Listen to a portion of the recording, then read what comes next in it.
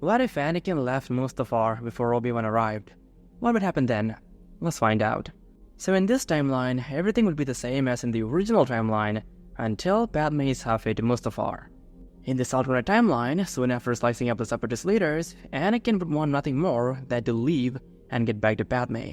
And so, because of that, in this timeline, Anakin would not look at the Mustafar sky and reflect on his recent actions. Instead, after dealing with the Separatists, he would contact Sidious, deactivate the Separatist droid army, and then make his way off of Mustafar, before Padme and Obi-Wan got there. As Anakin's starfighter left the lava-scarred surface of Mustafar, he initiated a secure comm channel to Padme. As soon enough, Padme answered, the static crackle giving way to her voice, filled with concern and love. Anakin, where are you? Are you safe? I was on my way to Mustafar to find you. Padme's voice trembled through the comms, her fear palpable even across the vast emptiness of space. I'm safe, Padme. I'm leaving Mustafar and heading back to Coruscant, Anakin replied, his voice steady. Please, head back to Coruscant. I'll soon be there. Padme, her heart racing with a mix of relief and concern, replied, Alright, Anakin. I'll see you soon. Please, be safe. As Padme's ship, the Naboo Starskiff, veered off its course to Mustafar, returning to the familiar skies of Coruscant, Obi-Wan Kenobi, hidden away in her ship, pieced together the unfolding events. Padme has made her way back to Coruscant. Obi-Wan realized, a storm of worry brewing in his heart. Upon landing, Padme hurriedly made her way out of the hangar, her steps echoing with a mix of haste and dread. And shortly thereafter, Obi-Wan, discreet and shadow-like, also got out, after making sure that no one would spot him. An easy task for a Jedi Master. Anakin is most likely back on Coruscant. That must be why Padme came back. And if Anakin is here, he would most definitely want to see Padme, Obi-Wan reasoned. Following which the Jedi Master started making his way to the Senate apartment complex, which is where Padme's official residence was located. And as for Padme, soon after exiting her ship, she contacted Anakin, telling him that she's back. She then asked Anakin where he is, and he told her that he is already on Coruscant, in her apartment. I'll be right there, Padme said. But right as Anakin prepared to respond to Padme, Anakin felt a disturbance in the Force. It was a foreboding sense of an impending confrontation. Go to your office in the executive building. Don't come here. Something's wrong. I'll explain everything once we're together, he insisted over the comms, his voice laced with an urgency that brooked no argument. And Padme, sensing the gravity in Anakin's tone, complied without protest. Anakin, please be careful. I'll wait for you in the executive building. Please just, whatever it is, let the clones handle it, she said.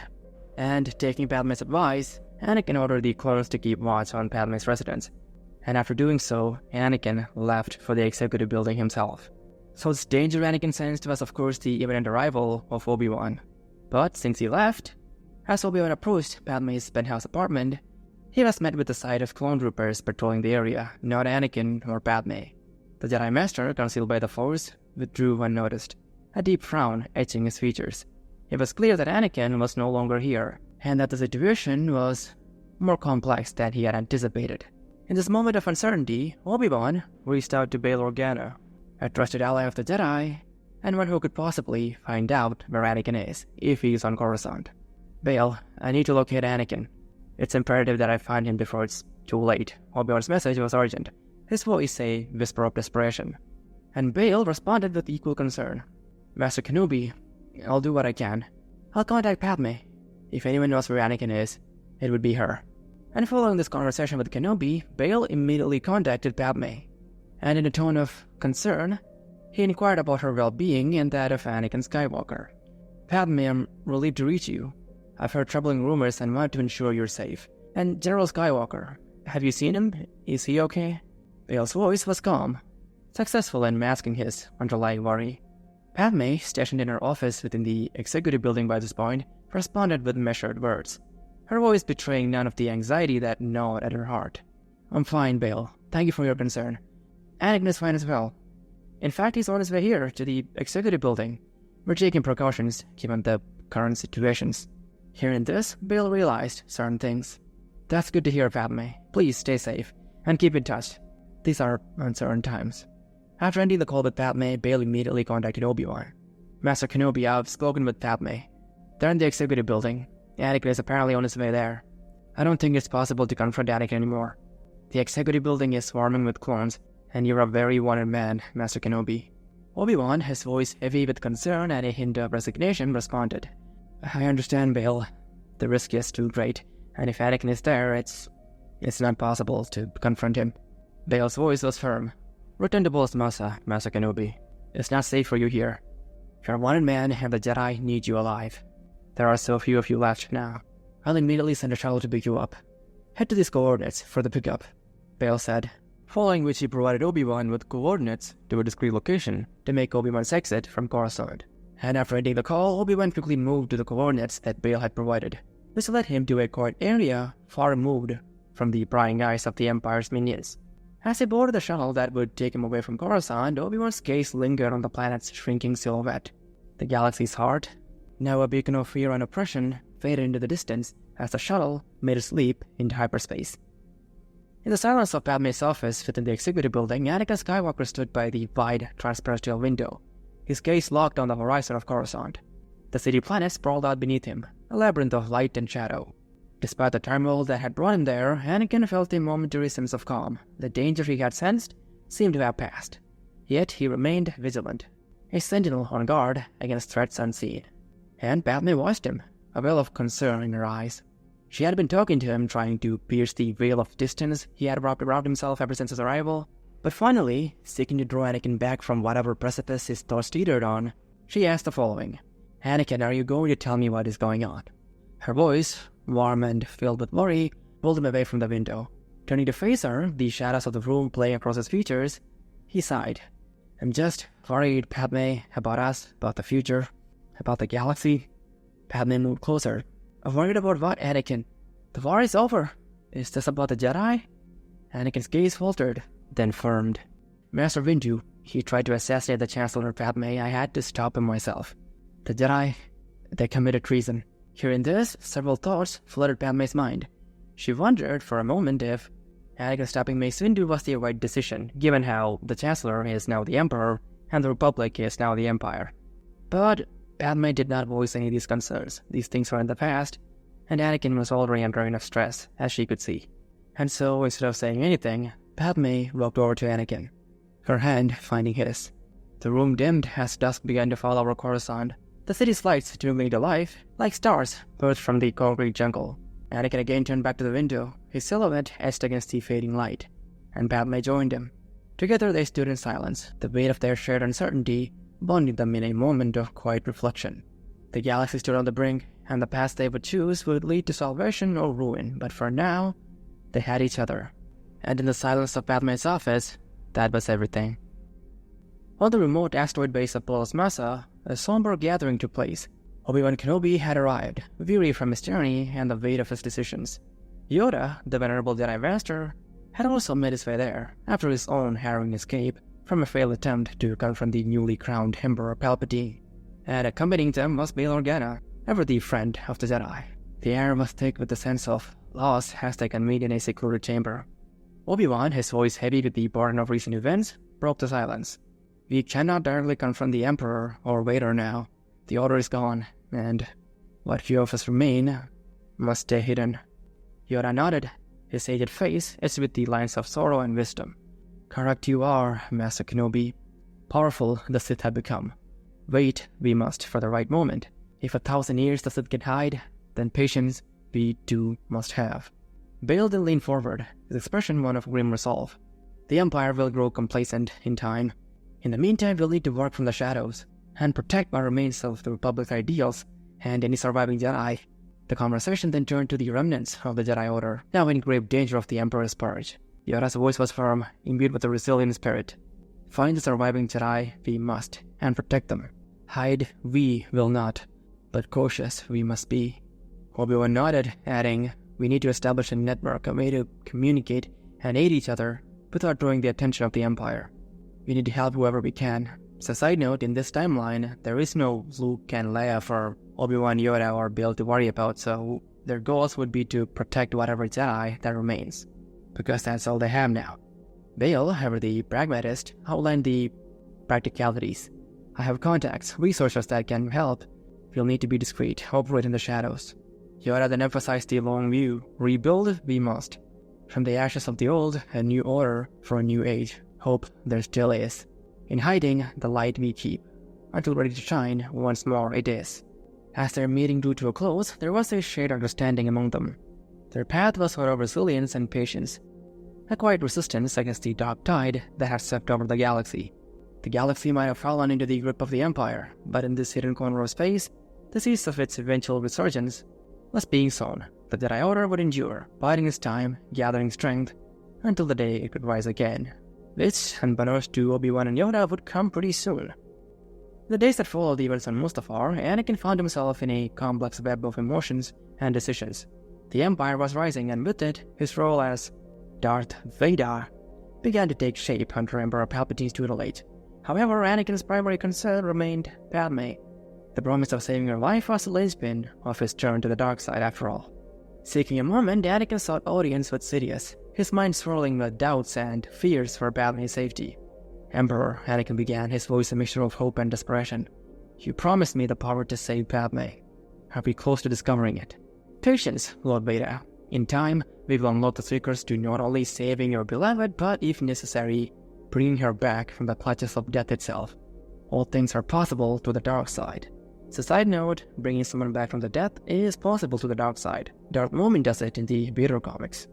Anyways, the Emperor's words, that should have offered comfort to Anakin, only served to deepen his inner turmoil.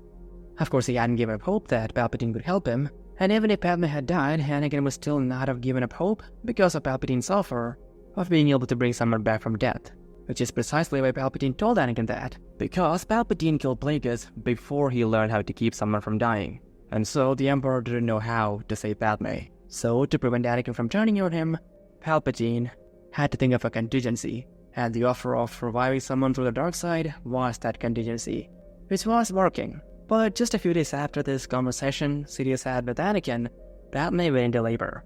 To Anakin's immense relief and joy, she survived the childbirth without complications, giving birth to their twins, Luke and Leia. This moment of pure joy was a beacon of light in the darkness that had enveloped Anakin's life. However, he couldn't help but wonder. Padme's survival and the birth of their children had nothing to do with Sidious's promises or the dark side's sinister powers. Sidious had not done anything to cause this. He may have put Anakin on a path that prevented her death, but Anakin could feel that even if that were the case, Palpatine did not do that intentionally. And as he looked upon his children, he began to wonder if everything Palpatine said was a lie. A lie to manipulate Anakin into siding against the Jedi to allow Palpatine to take over the Republic. And then, moments later, as Anakin held his newborn children, a sudden, unbidden vision struck him. And in this vision, he saw a young man and a woman kneeling before a hooded figure with a disfigured face and glowing yellow eyes. A figure that resembled Palpatine.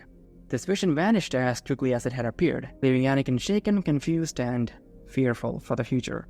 And Padme, noticing this change in Anakin's demeanor, reached out with concern. "Anakin, what's wrong? You look like you've seen a ghost." Anakin, grappling with the implications of his vision, forced a smile and lied to protect Padme from his fears.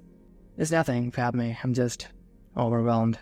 But within, Anakin knew the truth. His children were in danger from Palpatine, who would undoubtedly seek to bend them to his will, just as he had Anakin.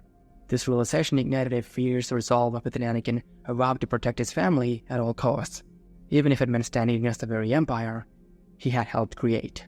"Palpatine wants my children under his control," he whispered to himself, a mix of rage and determination in his voice. "I will not let that happen. I will keep them safe," Anakin told himself. So, side note, in the original timeline, Emperor Palpatine, for all his dark wisdom, failed to foresee Darth Vader's ultimate betrayal in Return of the Jedi. This oversight was not due to a lack of perception, but rather a blind spot in Palpatine's understanding of the Force. And that is because in Return of the Jedi, Vader's turn against Sidious was not driven by ambition, hate, or fear, which are emotions palpable and familiar to Sidious. Instead, Vader's betrayal of Sidious was born out of the care he had for Luke. It was a selfless action. Vader's desire to save Luke from Palpatine's Sith lightning was a clarity of purpose devoid of the dark side's corruption. And this was purely alien to Sidious, who could not fathom betrayal born from such selflessness and love. These were not emotions Sidious was familiar with, and because of that, he did not sense Vader's betrayal. And with that in mind, let's get back to the rest of the story. So with the goal of protecting his children from Darth Sidious, Anakin entered into a meeting with Palpatine in the shadowed halls of the former Jedi Temple, which was now an imperial palace and Palpatine's personal residence. Mas Amedda stood by Sidious's side as the sole witness of this meeting, unaware of the monumental shift about to unfold. "Emperor," Anakin began, his voice a calm before the storm, "what intentions do you harbor towards my children?" Palpatine, with an air of indulgence, smiled thinly. "Your children, Lord Vader? They will be left to live their lives in peace, of course." Yet Anakin, his heart a battleground of love and fear, saw through the deception, or so he believed. "Your assurances ring hollow, Sidious," Anakin countered, his voice getting colder. "You've spoken of the future, of destiny and power, but now I see the truth. It's always been about manipulation, about bending the will of everyone around you to serve your designs. That's what you've done to everyone who's ever been around you, that's what you did to me, and that's what you plan to do to my children." A moment of silence hung between them, and Palpatine's voice was calm and quite friendly when he finally spoke. "Lord Vader, I believe there's been a misunderstanding. I want nothing but the best for you and Padme. Our empire will create a better world for your children to live in. Don't you see that? So right here, everything Anakin is doing is out of the love he has for his children. And just like in the original timeline, here too, Sidious does not anticipate that Anakin would betray him out of a positive emotion like love, which he cannot sense. And so, as he always had, Palpatine is still trying to manipulate Anakin, believing that Anakin is still within his control.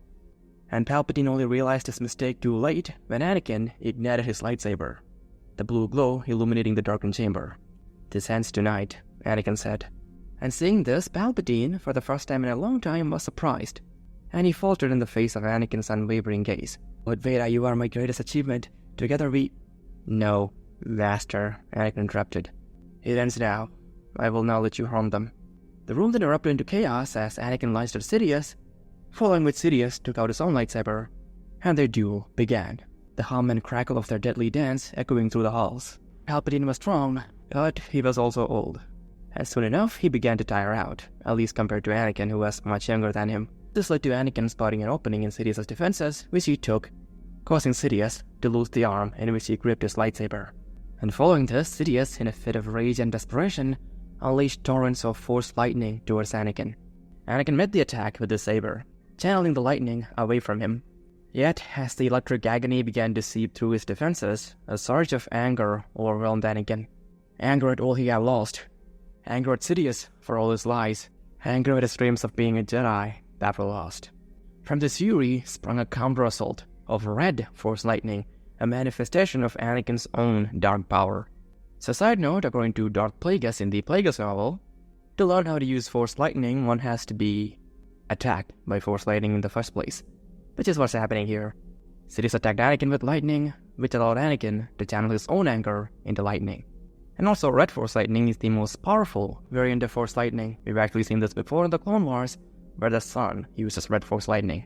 Anyways, Anakin's red force lightning and Sidious's blue lightning, which Sidious could only launch from his one remaining hand, just like Anakin, who also has only one biological hand, the two forces collided in a maelstrom of energy. However, Anakin's rage, fueled by love and his aspiration to protect his children, proved too powerful. Sidious, overtaken by the onslaught, fell. Anakin's lightning consumed Sidious's body. His reign of terror ended by his apprentice, just as Darth Bane intended. Anakin then realized that he had severed the head of the beast that was the Empire, but that he would soon replace that head. Mas Amedda, the Chagrian who had long served under Palpatine, stood frozen, his mind racing as he processed the monumental shift in power before his very eyes. His allegiances, once unshakably aligned with Sidious, now teetered on the brink of obsolescence. As Anakin Skywalker, cloaked in the remnants of his rage and resolve, turned to gaze upon Amedda, the latter understood the precariousness of his position.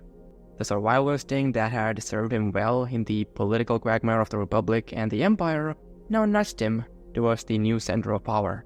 "What is your command, Emperor Skywalker?" Mas Amedda asked Anakin. Anakin, his attention momentarily pulled from the dawning realization of his new role, glanced out the window where the first light of dawn cast a soft glow over Coruscant. A new day, a new era was upon them. He knew the galaxy's eyes would soon turn to him, seeking direction, seeking assurance. "We will address the Empire," Anakin finally said, his voice resonating with the authority born of conflict and revelation. But first, we ensure that the transition is seamless. Emperor Palpatine's departure, Anakin said, pointing to the corpse of Darth Sidious, will be attributed to natural causes. His cause of death was all but natural, but for a Sith, being killed by their apprentice was natural, I suppose. His funeral will be held on Naboo. His body will be covered. I will not attend. See to it. Anakin finished with his orders to Ameda. Ameda bowed, then left the opulent office, leaving Anakin Skywalker to look upon his new empire. The declaration of Anakin Skywalker as Emperor over the holonet was met with a mixed tumult of shock, awe, and in many quarters, approval. His legendary status as the hero of the Clone Wars provided a metal of legitimacy to his ascendancy. The galaxy, weary of war and of evil, yearned for stability, and Skywalker, despite the unconventional means to his rise, promised just that. However, within the opulent corridors of power, Padme Amidala, Anakin's heart and conscience, confronted him with a plea for the restoration of democracy. Anakin, the power you wield, it's too much for any one person. The system you perpetuate will only breed future tyranny. Galactic history proves this. Please, end this before it's too late. This is what Padme asked of Anakin. Having been a student of history, Padme believed her words to be true. Concentration of power has only ever led to corruption. This is what Padme, who's been a representative of the people since the age of 14, believed. However, Anakin, holding firm to the belief in his singular ability to safeguard peace and justice, resisted. With this power, I can ensure the galaxy never knows suffering again. I can keep us, our children, safe. I can end slavery, something which your Republic was never able to do. So Anakin's argument would be based on how he grew up, in slavery, a system which the Republic, which functioned on the basis of democracy, failed to solve. So suffice to say, Padme and Anakin saw things quite differently, but Padme, persistent in her convictions, countered. A benevolent dictatorship is still a dictatorship, Anakin. What of the future? What of those who follow you? What if they don't hold these benevolent ideas? What then? But Anakin did not relent. However, he did make a compromise. This compromise was the establishment of the Emperor's Council, a legal body comprising of figures like Mon Mothma, Bail Organa, and Padme herself. Anakin assured Padme that every decision he makes, he will consult with this council before enacting, and that they will also be able to solve problems of their own. However, Anakin did insist that everything would still go through him and would require his approval. And Padme, recognizing the futility of further opposition, acquiesced, hoping that this council might someday pave the way back to true democracy. As Emperor Skywalker stood before the newly reformed Imperial Senate, the weight of his new role pressed heavily upon him. His first act, a declaration that would forever alter the course of galactic history, was already forming in his mind, a decision born out of regret and a newfound clarity. Senators, citizens of the galaxy, Skywalker began, his voice echoing through the Grand Chamber with a gravity that commanded attention. The events that have unfolded in recent days have led us to a pivotal moment in our history, a moment where we must choose the path of justice and reconciliation over one of fear and division. He then paused, gathering his thoughts before delivering his next verse with a decisive clarity. Effective immediately, I am calling off Order 66, which demanded the purge of the Jedi from the galaxy. The extermination of the Jedi Order, decreed by my predecessor, Emperor Palpatine, was a grave mistake, an act of tyranny that we must now rectify. Murmurs of both surprise and discussion then filled the chamber as Anakin continued. The accusations that the Jedi Order betrayed the Republic is unfounded. It was the action of a few that were judged harshly and unfairly. The punishment of the entire Jedi Order over the misdeeds of a few Jedi Masters is unjust, and we will not stand for such injustice in our galaxy. The Senate fell into a stunned silence as Anakin's words sank in. Across the galaxy, through the holonet, the Emperor's message spread, reaching all corners and all ears. On Polis Massa, Obi Wan Kenobi and Master Yoda received the broadcast with a mix of astonishment and skepticism. Can it truly be? Obi Wan murmured. Yoda, ever cautious, stroked his chin thoughtfully. Trust in Skywalker's words, we cannot. Not yet. What we must, and see if true to his words, he stays. However, Ahsoka Tano was not skeptical at all. As soon as she heard the news, she determined that Anakin had defeated Sidious and immediately made her way back to Coruscant. This was the only possibility in her mind. Her master, the Chosen One, has destroyed the Sith. The reunion was marked with a mix of joy and solemnity as Anakin recounted the tales of his redemption. He felt that Ahsoka would sooner or later find out that he had marched on the temple. It was all over the holonet, and it cannot be kept a secret, so Anakin decided to come clean to his former apprentice, not wanting to lose her. And so, choosing honesty over obfuscation, Anakin began, his voice tempered by the gravity of his confession. He recounted the manipulation by Palpatine, the promise of power to save Padme, and the desperation that Palpatine used against him to turn him to the dark side. I believed I could prevent death, Ahsoka. I believed I could save her. But that belief was twisted, used against me by Sidious to bring down the Jedi Order. Ahsoka listened, her expression a mirror of conflict and understanding that warred within her. Ahsoka, along with many others, had obviously known that Anakin and Padme were close to each other, so that part of his confession did not surprise Ahsoka. Anakin's telling of how Sidious had manipulated him to the dark side and that everything he did was under the dark side's influence reminded Ahsoka Tano of Mortis, where during the Clone Wars, Ahsoka, Anakin, and Obi Wan had ended up in. It was a place where Ahsoka had seen Anakin being turned to the dark side by the Son, who was an embodiment of the dark side. And Ahsoka witnessed how Anakin wasn't himself when he was under the influence of the dark side. And she also saw how Anakin was turned back to the light, and further solidifying her belief that one is not themselves, but under the influence of the dark side, Ahsoka had also been turned to the dark side while on Mortis. And while under the influence of the dark side, Ahsoka had tried to kill her master and Obi Wan. So the point is, Ahsoka understood very well how one can change when under the control of the dark side. I saw you on Mortis, Ahsoka said softly, her eyes locked on Anakin's. I saw the darkness take hold, but I saw you fight it. You didn't do those horrible things, Anakin. It was Sidious. Sidious made you do it. Anakin's gaze held hers, a silent plea for understanding. It was only when Padme survived, but I saw in my visions, that the veil of the dark side lifted. And when that happened, when the dark side's grip loosened enough for me to see the truth, I chose to end Sidious and the Sith, Ahsoka, Anakin said. Ahsoka, moved by Anakin's vulnerability and the sincerity in his words, raised a hand towards him. I believe you, Anakin. That wasn't you. You could have never done those things. That was all Sidious. But now he is gone because you destroyed him. You fought the dark side by yourself, and you were victorious, Anakin, Ahsoka said, with a look of trust in her eyes. Eventually their conversation shifted towards the future, more specifically to the role Ahsoka would play in this new empire. Ahsoka, I need you by my side, Anakin implored, his voice carrying a sincerity that resonated deeply with her. And Anakin was honest here, because while Padme loved him, she was strongly opposed to his view of governance. Anakin knew this. So he wanted someone by his side, someone who he knew could be trusted. And Ahsoka, her instincts honed by years of war and loss, remained cautious. Anakin, why not restore the Republic? Anakin's expression hardened slightly. The Republic was flawed, Ahsoka, corrupt, inefficient. It could never care for the entirety of the galaxy. Under his watch, slavery flourished. The Sith returned, and the Jedi Order was eradicated. I can't risk that happening again. This way, through this empire, this is how we will restore safety and peace. We will have to hold on to this system until we can find a better one. The discussion that followed was intense, with Ahsoka grappling with the implications of Anakin's vision. Yet, she could not deny the logic in her old master's words, nor the conviction with which he spoke. The galaxy was fractured, and perhaps a single unifying force was what was needed to heal it. And so, with some reluctance, Ahsoka agreed to assume the position of Grand Vizier, the position that Mas Amedda till now held. I will stand with you, Anakin, she said.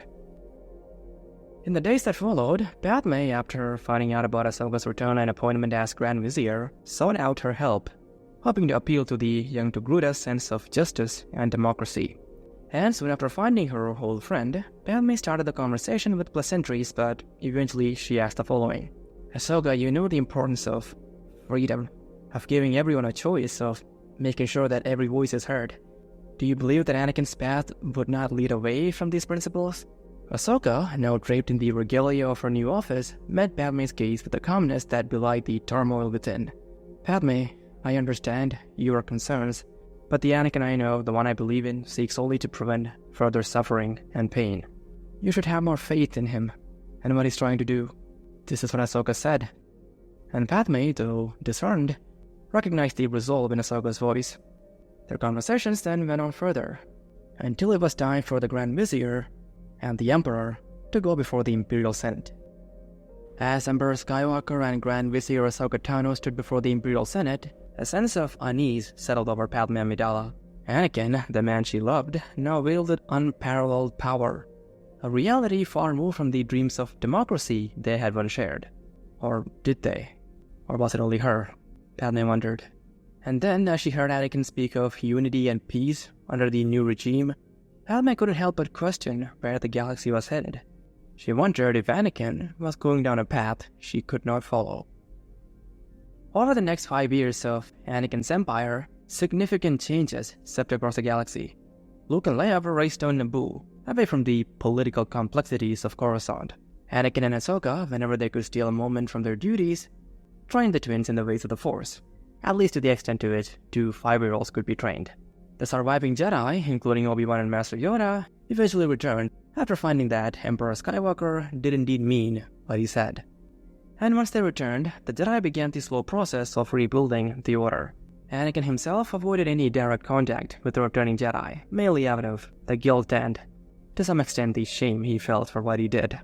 But Ahsoka did meet with all the returning Jedi, especially Obi Wan and Yoda. And almost all of the Emperor's communication with the Jedi were done through Ahsoka. And as for Obi Wan specifically, he never made any effort to see Anakin either, because Obi Wan did blame himself, to an extent, for what Anakin did. This distance between Anakin and the Order sowed seeds of curiosity and speculation, but did little to dampen the overall relief and hope that permeated the new Jedi Order. Meanwhile, the Emperor's Council, with Padme at its heart, worked tirelessly to address the Empire's many issues. While diplomatic solutions were always sought first, Anakin's impatience with bureaucracy often led him to make unilateral decisions, completely ignoring the Emperor's Council. This approach increasingly alienated him from Padme and the rest of the Council, who saw the importance of consensus and the dangers of centralizing power. So, side note, the rift between Anakin and Padme on governance wasn't new. Their conversation on Naboo during the early days of their relationship had hinted at Anakin's authoritarian leanings. This is evident when Anakin tells Padme that when people have a difficult time making decisions, someone should force them to decide, that they should be made to agree on certain issues. This difference in ideology now manifested more starkly than ever, so basically the rift between them was bound to occur. Anyways, back to the story. As the years passed, the Emperor's Council grew wary of Anakin's methods. Padme, in her heart, struggled with the transformation she had witnessed in Anakin. The man who fought by her side for the Republic now seemed a distant echo of his former self. His ideals shifted in ways that she could not reconcile with. This growing divide between Anakin and Padme mirrored the broader tensions within the Empire. While peace had been achieved, the cause of Anakin's peace, personal freedoms, the autonomy of planetary systems, the voice of the Senate, was increasingly called into question. But Anakin dismissed all these questions as being pointless, and this caused many to become angry at their Emperor, and anger leads to hate, and soon enough that hate manifested. As Anakin and Ahsoka bid their farewells to Luke and Leia in Theed, the capital city of Naboo, there was a warmth in their departure, marked by the innocent laughter of the twins and the promise of their return. Anakin, who often took Ahsoka with him on these visits, found comfort in the fact that his children had grown fond of her, seeing her almost as an extension of their family. Anyways, to make their way back to Coruscant, Anakin and Ahsoka boarded the Emperor's private shuttle, the course of which was then set to Coruscant. The journey began with casual conversation, Ahsoka inquiring if Padme found much time for Luke and Leia amidst her council duties. Anakin's response was tinged with a hint of regret. The way Senator Amidala and her council handle their work, it takes up most of their time. She works tirelessly, leaves little room for anything else, he explained.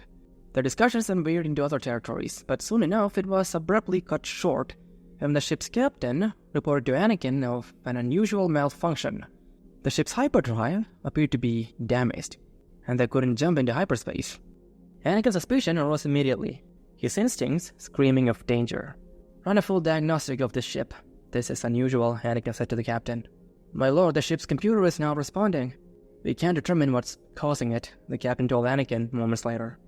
And it was at this moment that several ships, recognizable as modified Corellian corvettes, exited hyperspace near Anakin's ship. And then these corvettes deployed swarms of bus droids, which were droids that were designed to tear apart spaceships that immediately tore into Anakin's shuttle. The ship's cabin went into chaos, and hinting that the ship had indeed been sabotaged. As soon as they became attacked, all the ship's defenses went offline. The comms became unresponsive, and to make matters worse, all the doors to every different compartment of the ship became sealed shut. It immediately became clear to Ahsoka and Anakin that the ship would soon be destroyed by the bus droids, and that they needed spacesuits to survive. But they were in a different compartment, the door to which had now been sealed shut. But not being deterred, Anakin and Ahsoka called upon the Force to tear these doors apart, and eventually they reached the compartment in which the armored spacesuits were stored in. But right as they got to the suits, the bus droids became successful in completely tearing apart the ship, following which Anakin, Ahsoka, and everyone on the ship was thrown into the vacuum of space. And as they were ejected into space, the last thing Anakin saw before he lost consciousness was a ship approaching them amidst the debris and chaos. Anakin's consciousness then wavered, giving way to a vision filled with obscure discussions and fleeting words. Secret, safety, the Republic. These were the only words Anakin could make out. He could also sense the emotions emanating from the people that appeared in this vision. These emotions were of hope, fear, and perhaps courage. However, Anakin could not make out the faces of the people in this discussion. But then, as quickly as the vision came, it left his mind, and Anakin woke up. When consciousness returned, the Emperor found himself bound to a durostical table. The cold metal, a stark contrast to the warmth he had left on Naboo. Two Trollocs were hurriedly discussing in hushed tones nearby. "Hurry up with the other one. We don't have much time," one urged the other. Reaching instinctively for his lightsaber, Anakin found it missing. Ahsoka was nowhere in sight, yet he could sense her presence. Alive but dormant, perhaps sedated. His situation was dire, but his resolve unwavering. Calling upon the Force once more, Anakin focused on the restraints, feeling them loosen and fall under his command. In the dimly lit confines of a nondescript room, two Trollocs, Velo and Tarn, were absorbed in their task. Velo was closely inspecting a Tokuda female encased in carbonite, while Tarn was occupied with a computer terminal that controlled the carbonite block's freezing process. The two Trollocs stood on opposite sides of the block, their focus entirely on their work, ensuring the precise execution of their task. "Hurry up with the other one. We don't have much time." Although this was surprisingly straightforward, wasn't it? No trouble at all, Velo remarked with a hint of pride, not looking out from the carbonite block as he adjusted some settings on a nearby panel. "The work isn't done. Let's not celebrate just yet," Tom responded, his eyes glued to the computer screen, fingers flying over the controls. The hum of machinery filled the room, a testament to their careful work. Suddenly, Velo questioned the method of their procedure. "You did use the correct amount of sedative for the other one, right?" His tone carried a mix of curiosity and concern, though his eyes never left the task at hand. Tarn paused, his actions on the computer momentarily halting as he absorbed the question. Offended by the doubt cast on his professional abilities, he retorted without turning. "Of course I did. I was top of my class at the Kowloon Health Institute on Ryloth. Sedatives are child's play, and I don't want a simple mechanic questioning my competence." A brief silence followed Tarn's sharp reply, a tense pause in their otherwise focused activity. "Right then, let's keep moving," Velo finally said, a note of acquiescence in his voice. However, the silence stretched oddly, prompting Velo to take his eyes off the control panel and glance towards Tarn. What he saw was not the smug-faced Tarn he was familiar with. Instead, he saw Tarn levitating off the floor with his neck constricted as if by an unseen hand. "What's going on, Tarn?" Velo's voice spiked in panic. It was only then that he noticed the other, a human male, previously thought securely restrained, now standing free. The sedatives were indeed not strong enough, and Velo realized at this moment why Tarn was doing this instead of working as a doctor. The man's hands were raised, directed at Tarn, and he was making a choking gesture with his hand, as Velo noted. So moments earlier, Anakin watched silently as the two Trollocs, Velo and Tarn, argued about the sedatives. Once he got the restraints off, Anakin, without hesitation, applied a force choke to the nearest Trolloc, Tarn, whose complaints about professional competency abruptly ceased as he struggled for air under Anakin's invisible grip. Amidst the confrontation, Anakin's gaze was drawn to the figure of Ahsoka Tano, frozen in carbonite. Without asking the Trollocs what they were doing, He delved into Tarn's mind, gleaning their intentions. And upon doing so, Anakin understood the following. These two Trollocs, along with their colleagues, had immediately recovered everyone from the wreckage of Anakin's ship, keeping them all frozen in carbonite. This was their plan. Anakin also gleaned that whoever orchestrated this abduction wanted to make sure that Anakin and his crew stayed alive. And from that, Anakin further theorized that the ship that he's in right now was already there, hidden using some cloaking technology when Anakin's ship was attacked. Because without a spacesuit, a biological being cannot survive for more than a minute in space. So the ship must have already been there to collect them when they rejected from Anakin's ship. All of this pointed to a well-planned operation, Anakin figured. Or maybe not that well-planned, Anakin thought, judging by the two Trollocs that were in front of him. It also became clear that Willow and Tarn didn't recognize him or Ahsoka, which was as surprising as Anakin's travels, especially to places like Naboo, were kept discreet, far from the public eye and the holonews. And on top of that, the Emperor's shuttle wasn't labeled the Emperor's shuttle, and to any outsider it would have seemed like a normal, maybe a bit pricey, starship. But beyond that, the fact that these two seemed oblivious to their identities even upon seeing them up close suggested a lack of interest in the current galactic events, which was surprising to Anakin, but not impossible. However, quickly dismissing all this, it became evident to Anakin that someone with a precise understanding of his and Ahsoka's whereabouts had orchestrated this. Willow and Tarn were certainly not capable of doing this on their own. They were doing this under someone else's command, and them under someone else's command. Using his will, he compelled the remaining Trolloc, Willow, to hand over a communicator. Anakin then contacted the Empire, which promptly dispatched a rescue team to their location. And that having done so, Anakin threw Tarn to the nearby wall and shoved Willow into a computer terminal, rendering them both unconscious as he waited for the Imperial forces to arrive. The Empire's response was swift and efficient. The team that arrived took custody of all those frozen in carbonite, including Ahsoka. Due to the risks associated with immediate thawing outside a controlled environment, decisions were made to transport them to Coruscant for medical care. Meanwhile, Willow, Tarn, and their associates were taken in for interrogation. As the shuttle to Coruscant hummed quietly through space, Anakin sat in contemplation. The betrayal, the ambush, it all pointed to a meticulously planned operation by someone with deep knowledge of his movements.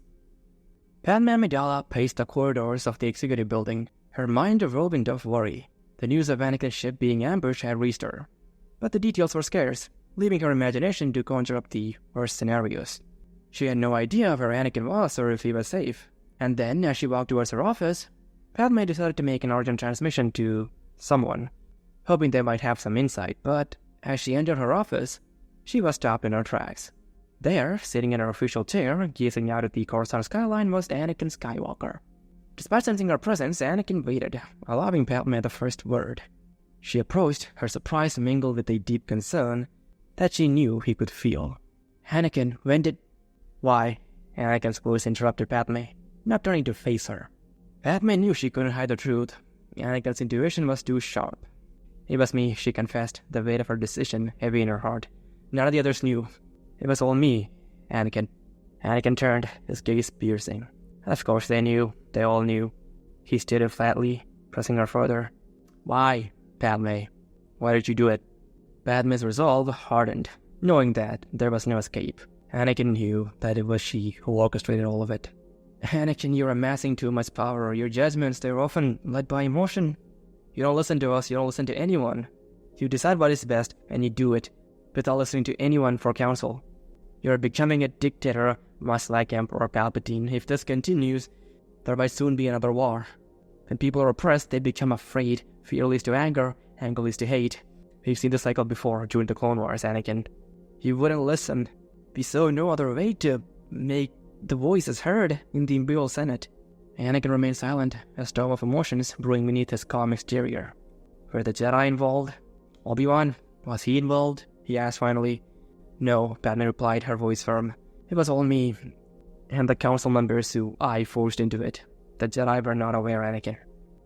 The sunlight from the Coruscant skyline bathed the room in a warm glow, starkly contrasting the coldness settling between them.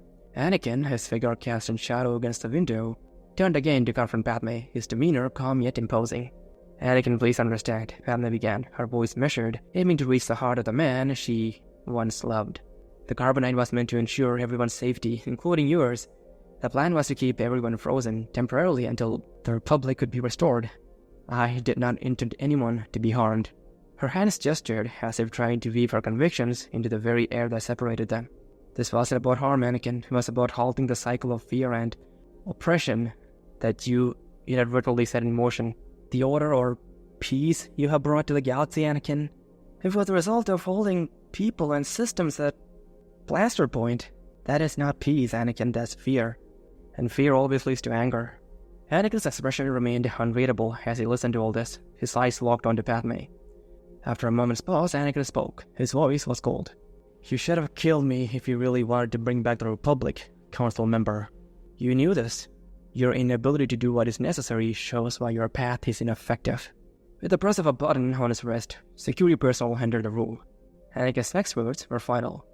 You and the rest of the Council will be sent back to your home planets and placed under house arrest. The Emperor's Council is hereby dissolved. As Anakin walked away, Padme's pleas and explanations echoed futilely in the room. He didn't turn back, nor did he listen. The door closed behind him, leaving Padme surrounded by security. Her visions of a Republic reborn shattered by the reality of Anakin's unwavering conviction in his own rule. So following this incident, several things happened. In the days and weeks that followed, Anakin found out exactly how the attack was carried out. Apparently it had been planned for months. Padme, Bail, and her other friends had indeed carried this attack out in hopes of bringing back a failed system as Anakin believed. Anakin learned of how his ship was sabotaged months prior by use of droids. He also learned of how bounty hunters were hired to carry out the attack, and how secrecy was maintained through every level of planning, which is why the people who captured Anakin and Ahsoka didn't even know who they were. To them, they were just another target.